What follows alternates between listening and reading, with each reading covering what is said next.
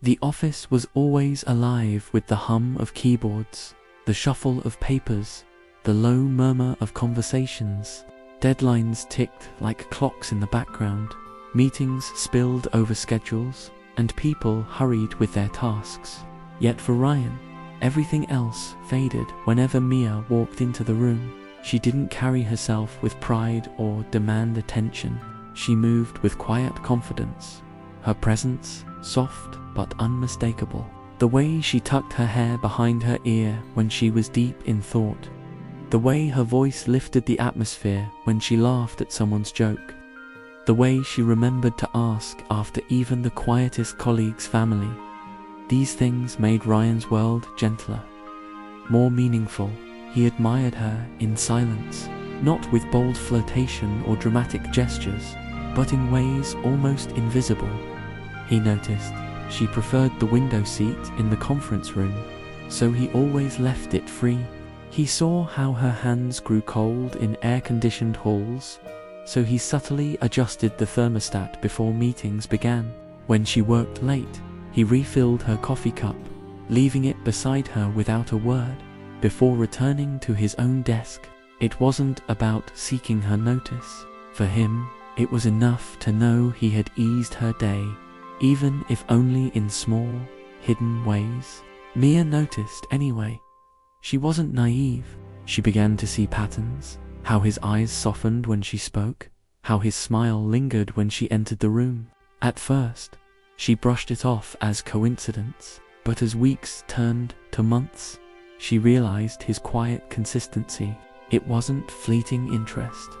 It was reverence. Work brought them together in subtle ways. Group projects meant long hours in conference rooms, laughter spilling out between brainstorming sessions. Deadlines meant nights of shared silence, only the tapping of keys and the hum of the printer filling the air. And slowly, amidst the chaos of office life, Ryan's admiration became her anchor.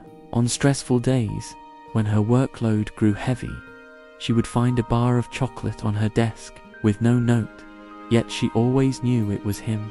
When her ideas were dismissed too quickly in meetings, he spoke up, not to overshadow her, but to make sure her voice was heard. And when she succeeded, his applause was the loudest, though he clapped with the rest. One evening, after everyone had gone home, the office lay still, dimly lit by desk lamps. They sat across from each other, papers scattered, laptops open. Mia leaned back in her chair, exhaustion pulling at her shoulders. She sighed, staring at the ceiling. Ryan, after a long silence, said softly, "You carry so much, Mia. Everyone sees the results, but not the weight. I just hope you know that someone notices." She turned to look at him, startled by the sincerity in his tone. His eyes didn't carry the playfulness of flirtation. They carried reverence, the kind of gaze that made her feel not admired for her beauty, but cherished for her soul. In that quiet moment, something shifted. She realized what had always been there but never acknowledged. His unspoken admiration, steady as the earth beneath her feet. After that night, their bond deepened in small, unannounced ways.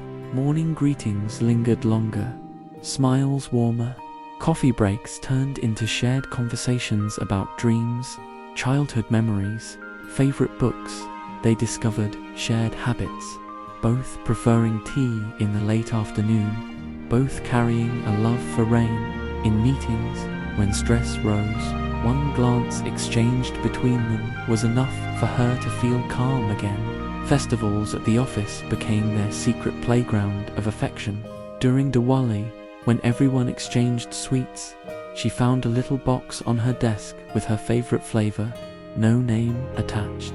At Christmas, he decorated her cubicle with fairy lights when she was away at lunch.